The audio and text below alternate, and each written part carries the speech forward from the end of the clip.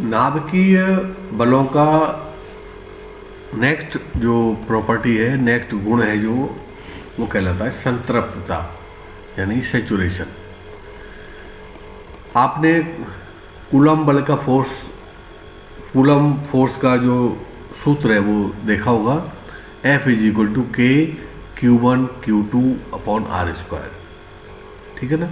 तो अगर हम Q1 और Q2 क्या है, आवेश है दो चार्ज पार्टिकल के, इनके आवेशों के मान बढ़ाते चले जाएं तो कूलम फोर्स बढ़ता चला जाएगा। डिस्टेंस कांस्टेंट रखें, r को कांस्टेंट रखें, द्रव्यमान बढ़ाते चले जाएं, आवेश बढ़ाते चले जाएं Q1 और Q2 को, तो फोर्स, कूलम फोर्स बढ़ता चला जाएगा। लेकिन नाभिकीय बल में ऐसा नहीं होता। आपने जो वक्र था, बंधन ऊर्जा वक्र, उससे देखा होगा कि द्रव्यमान संख्या 20 से अधिक जब होती है तो जो कर्व है वो लगभग कांस्टेंट हो जाती है, बीच में थोड़ा बढ़ती है फिर घटती है, तो लगभग कांस्टेंट मान सकते हैं उसको। तो उसमें बंधन ऊर्जा कांस्टेंट रहती है, यानी द्रव्यमान संख्या बढ़ रही है। अगर किसी नाभिक की द्रव्यमान संख्या बढ़ेगी तो उसमें प्रोटॉन्स की संख्या भी बढ़ेगी। प्रोटॉन संख्या बढ़ने से आवेश बढ़ेगा, यानी आवेश बढ़ने से, अगर आवेश पर ही निर्भर होता कूलम फोर्स, तो नाभिकीय फोर्स भी बढ़ना चाहिए था। नाभिकीय अट्रैक्टिव फोर्स बढ़ता तो बंधन ऊर्जा भी बढ़ती, यानी कर्व इंक्रीजिंग ऑर्डर में होना चाहिए था। इस तरह से द्रव्यमान संख्या जैसे जैसे बढ़ती जाएगी, जो कर्व है वो इंक्रीजिंग ऑर्डर में होना, जबकि आपने देखा कर्व 20, द्रव्यमान संख्या 20 के बाद वो थोड़ा बढ़ता है और फिर थोड़ा घटने लगता है, तो लगभग कांस्टेंट मान सकते हैं उसको। यानी द्रव्यमान संख्या बढ़ने के साथ साथ नाभिकीय बल जो है वो नहीं बढ़ता, कांस्टेंट रहता है। तो इसी चीज़ को कहते हैं हम संतृप्तता, सैचुरेशन। अब मैं इस चीज़ को पढ़ देता हूँ। जब बंधन ऊर्जा प्रति न्यूक्लियन का द्रव्यमान संख्या A के साथ ग्राफ का अध्ययन किया जाता है तो पता चलता है कि द्रव्यमान संख्या 20 से अधिक होने पर बंधन ऊर्जा प्रति न्यूक्लियन का मान लगभग नियत रहता है। जैसे मैंने बताया, कर्व लगभग बीच में, हालांकि 20 के बाद थोड़ी बढ़ती है फिर थोड़ी घटती है, लेकिन उसको हम लगभग नियत मान सकते हैं। लगभग नियत, लगभग नियत, ये जो वर्ड है ये लगभग नियत इसलिए लिखा है तो बीच में कर्व थोड़ी सी ऊपर जाती है फिर नीचे आती है थोड़ी को। इससे यह निष्कर्ष निकलता है कि किसी न्यूक्लियन, चाहे वो प्रोटॉन हो या न्यूट्रॉन हो, की बंधन ऊर्जा उसके आसपास स्थित न्यूक्लियनों के बल या अन्योन क्रिया के कारण होती है। यानी नाभिक में जितनी भी बड़ी नाभिक हो, उसके अंदर जो कोई भी न्यूक्लियन है, उसके आसपास स्थित जो भी न्यूक्लियन है, उनके कारण इस पर जो बल लगेगा वही बल होता है। दूर स्थित न्यूक्लियन का इस पर, और न्यूक्लियन की संख्या बढ़ती चली जाए तो नाभिक का आकार बढ़ जाएगा, लेकिन दूर स्थित न्यूक्लियनों का इस पर कोई प्रभाव नहीं पड़ता। दूर स्थित न्यूक्लियन बंधन ऊर्जा के मान को प्रभावित नहीं करते हैं। जैसे हमने बताया, किसी न्यूक्लियस के आसपास के जो न्यूक्लियन होंगे वही उस पर न्यूक्लियर फोर्स लगाएंगे। द्रव्यमान संख्या बढ़ती जाए, कितनी बढ़ती जाए, न्यूक्लियन उससे दूर होते चले जाएंगे तो वो उस पर अपना प्रभाव नहीं डालेंगे। तो बंधन ऊर्जा इसी वजह से लगभग कांस्टेंट सी आती है। अतः यह कहा जा सकता है कि नाभिकीय बल कैसे होते हैं, संतृप्त। ऐसा नहीं कि द्रव्यमान संख्या बढ़ती जाए तो नाभिकीय बल भी बढ़ता चला जाए। जैसे कूलम फोर्स में मैंने बताया, आवेश का मान बढ़ाते जाएंगे तो कूलम फोर्स भी बढ़ता जाएगा, लेकिन नाभिकीय बल में ऐसा नहीं होता है। द्रव्यमान संख्या कितनी भी बढ़ा दो, लेकिन नाभिकीय बल एक निश्चित मान के बाद नहीं बढ़ेगा। इसी को बोलते हैं हम संतृप्तता यानी सैचुरेशन। ठीक है ना। नेक्स्ट प्रॉपर्टी है अपकेंद्री प्रकृति। नाभिक में जो नाभिकीय बल लगता है उसमें सेंट्रल फोर्स तो होता ही है, उसके साथ साथ कुछ हिस्सा नॉन सेंट्रल फोर्स का भी होता है। यानी अपकेंद्री प्रकृति का भी कुछ हिस्सा उसमें इन्वॉल्व होता है। इसका कारण ये है इसको एक बार मैं पढ़ता हूँ। नाभिकीय बल एक जटिल प्रकृति का बल है। इसमें कुछ भाग अपकेंद्रीय बलों का भी होता है। ज़्यादातर बल तो इसमें हमने कैसे माने, केंद्रीय बल मान लेते हैं, लेकिन सारे के सारे बल, ये जटिल प्रकार का बल है, तो सारे के सारे बल जो लगते हैं इसमें वो केंद्रीय प्रकृति के नहीं होते। कुछ भाग उसका अकेंद्रीय प्रकृति का भी होता है। विभिन्न नाभिकों के चुंबकीय आघूर्ण के प्रायोगिक और सैद्धांतिक मानों में अंतर से यह बात सिद्ध होती है। इसको कैसे सिद्ध किया जा सकता है? जैसे एक एग्जाम्पल लिया है हमने यहाँ पर, ड्यूट्रॉन। ड्यूट्रॉन क्या होता है? हाइड्रोजन का जो आइसोटोप होता है ड्यूटेरियम, उसका नाभिक है ड्यूट्रॉन। तो उसमें ड्यूट्रॉन में एक प्रोटॉन होता है और एक न्यूट्रॉन होता है। तो जो ड्यूट्रॉन नाभिक है उसका जो नाभिकीय चुंबकीय आघूर्ण है वो प्रोटॉन के और न्यूट्रॉन के चुंबकीय आघूर्ण के सम, यानी उनके योग के बराबर होना चाहिए। लेकिन जब न्यूट्रॉन का चुंबकीय नाभिकीय आघूर्ण ज्ञात किया गया तो वो प्रोटॉन और न्यूट्रॉन के चुंबकीय आघूर्ण के योग के बराबर प्राप्त नहीं हुआ। यानी न्यूट्रॉन का चुंबकीय आघूर्ण is not equal to the sum of the magnetic moments of proton and neutron. यहाँ मैंने दिखा है जो न्यूट्रॉन का जो चुंबकीय आघूर्ण होता है वो ये दिया हुआ है 0.857411 न्यूक्लियर मैग्नेटॉन, और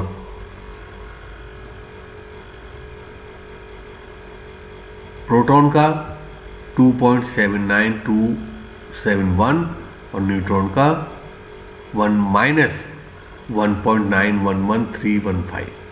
तो अगर इन दोनों का हम योग करें तो वो इसके बराबर नहीं आता। सेंट्रल फोर्स होता है, नाभिकीय बल प्योरली सेंट्रल फोर्स होता तो ये दोनों बराबर होते। इन दोनों का सम इसके बराबर होता, लेकिन बराबर नहीं होता है। आप टोटल करके देख लें, इनका बराबर नहीं होगा। इसका मतलब नाभिकीय बल में कुछ केंद्रीय बल भी, अब अकेंद्रीय बल भी शामिल होते हैं। इसके बाद आता है हमारा नेक्स्ट टॉपिक, युकावा मेसन सिद्धांत, यानी युकावा मेसन थ्योरी।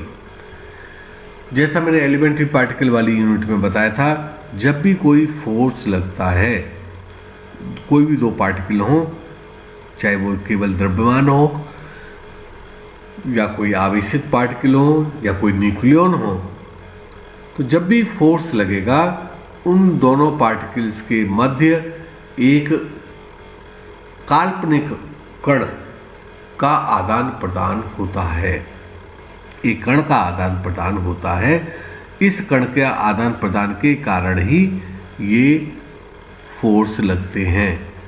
ग्रेविटॉन, जो गुरुत्वीय बल है उसमें ग्रेविटॉन का आदान प्रदान होता है। विद्युत चुंबकीय बल है उसमें फोटोन का आदान प्रदान होता है। इसी तरह से अगर दो न्यूक्लियनों के मध्य नाभिकीय बल लग रहा है तो वहाँ भी किसी कण का आदान प्रदान होना आवश्यक है।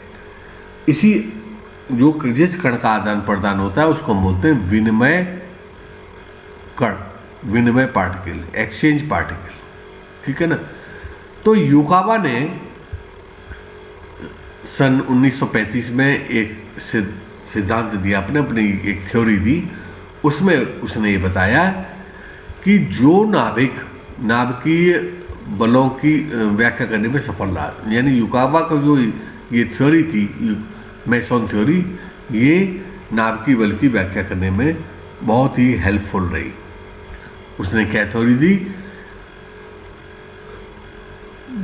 युकावा के अनुसार जिस प्रकार विद्युत चुंबकीय बल में फोटोन के विनिमय के पर आधारित होता है, यानी कोई भी दो आवेशित कण हों उनके मध्य फोटोन का एक्सचेंज होगा, तभी उनके मध्य वो बल लगता है, कूलम फोर्स लगता है, यानी विद्युत चुंबकीय बल लगता है। इसी प्रकार नाभिकीय अन्योन्य क्रिया भी किसी कण के विनिमय के द्वारा होनी चाहिए। जब बाकी सभी फोर्स में एक विनिमय कण है, तो नाभिकीय बल में भी एक विनिमय कण होना चाहिए। अब चूंकि विद्युत चुंबकीय बल में की परास क्या होती है? अनंत। F is to K Q1 Q2 upon R square. तो F कब जीरो होगा? जब R जो है वो इन्फिनिटी होगा। तो परास है दो आवेशित कणों के बीच की दूरी अगर इन्फिनिटी कर दें तो उनके बीच का कूलम फोर्स या विद्युत चुंबकीय बल जीरो हो जाएगा। तो उसी को बोलते हैं परास। परास मतलब जहां पर दो पार्टिकल को इतनी दूर ले जाएं हम कि जो उनके बीच लगने वाला फोर्स है वो जीरो हो जाए, उसी को बोलते हैं परास। तो विद्युत चुंबकीय बल में जो परास होगी वो अनंत हो जाती है। तो परास अनंत है तो फोटोन का द्रव्यमान शून्य हो गया।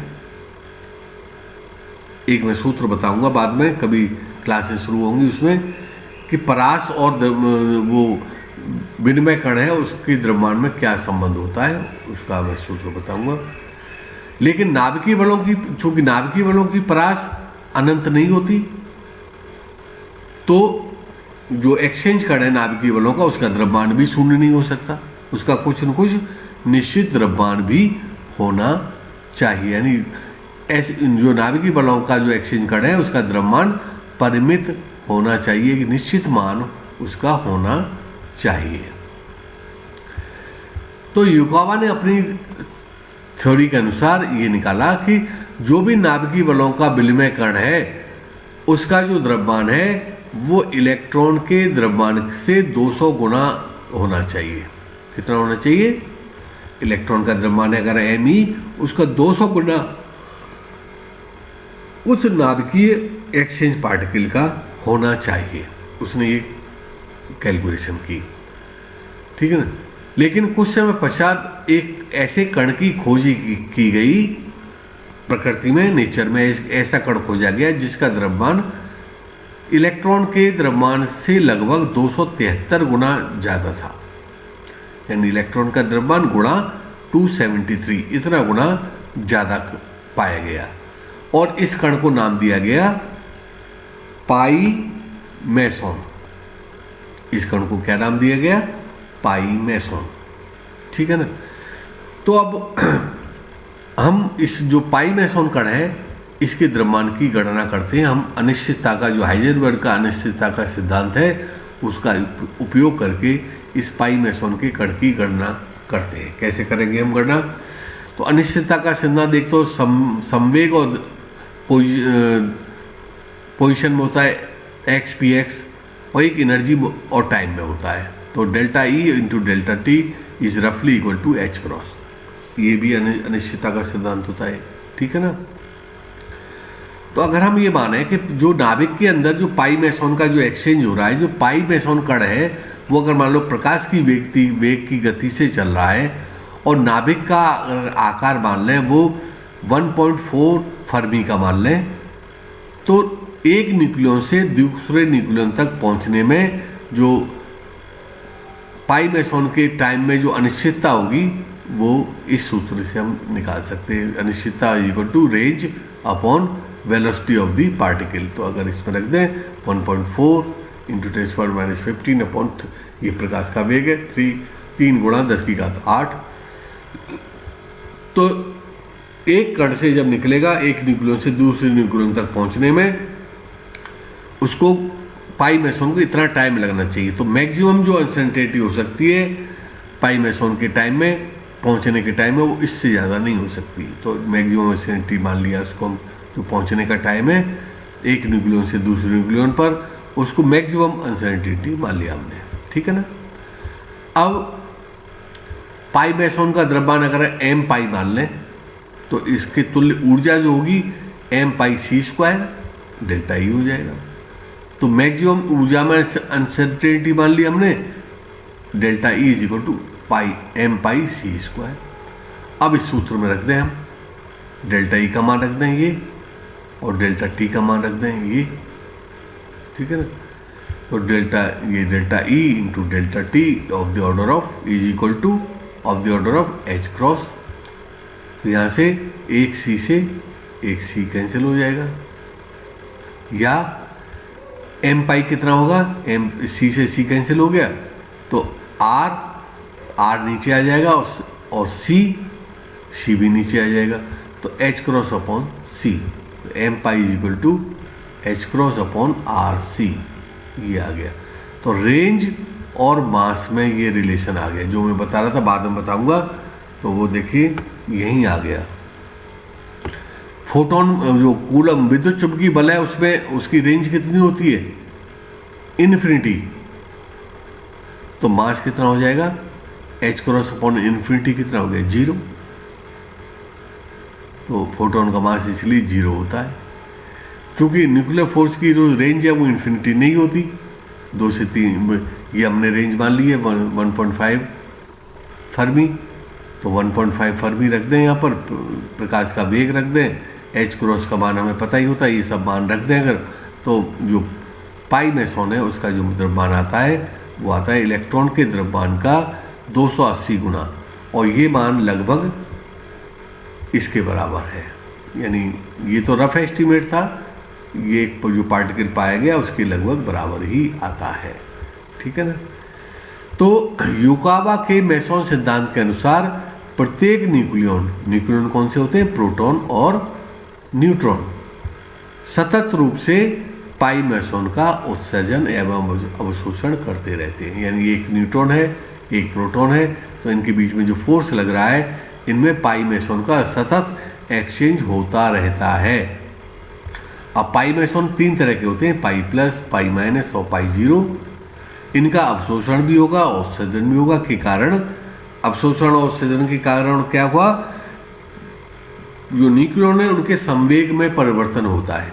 ये कोई पार्टिकल उत्सर्जित हुआ तो वो उसको धक्का देके निकलेगा, तो उसमें संवेग में परिवर्तन होगा, और संवेग में परिवर्तन के फलस्वरूप ही नाभिकीय बल उत्पन्न होते हैं। यानी एक प्रोटॉन है एक न्यूट्रॉन है, या दोनों प्रोटॉन है या दोनों न्यूट्रॉन है, जब एक से पाई मेसॉन उत्सर्जित होकर दूसरे पे जाएगा तो उसको धक्का मारेगा, यानी उसके संवेग में परिवर्तन करेगा। संवेग में परिवर्तन का मतलब है फोर्स, न्यूक्लियर फोर्स उत्पन्न होगा उन दोनों पार्टिकल के बीच में, ठीक है ना। तो ये सिद्धांत दिया था किसने, युकावा ने। युकावा ने पाई मेसॉन का सिद्धांत दिया था। उसके अनुसार किन्हीं भी 2 न्यूक्लियनों के मध्य जो फोर्स नाभिकीय बल लगता है वो किस कारण लगता है, ये 3 तरह के पाई मेसॉन है, इनके उत्सर्जन और अवशोषण के कारण उनके मध्य एक बल उत्पन्न होता है और वो बल कहलाता है नाभिकीय बल। अब इसकी परास जो है वो, क्योंकि इसका द्रव्यमान परिमित है, एक नियत द्रव्यमान है, इसलिए जो रेंज है वो भी परिमित हो जाती है, ठीक है।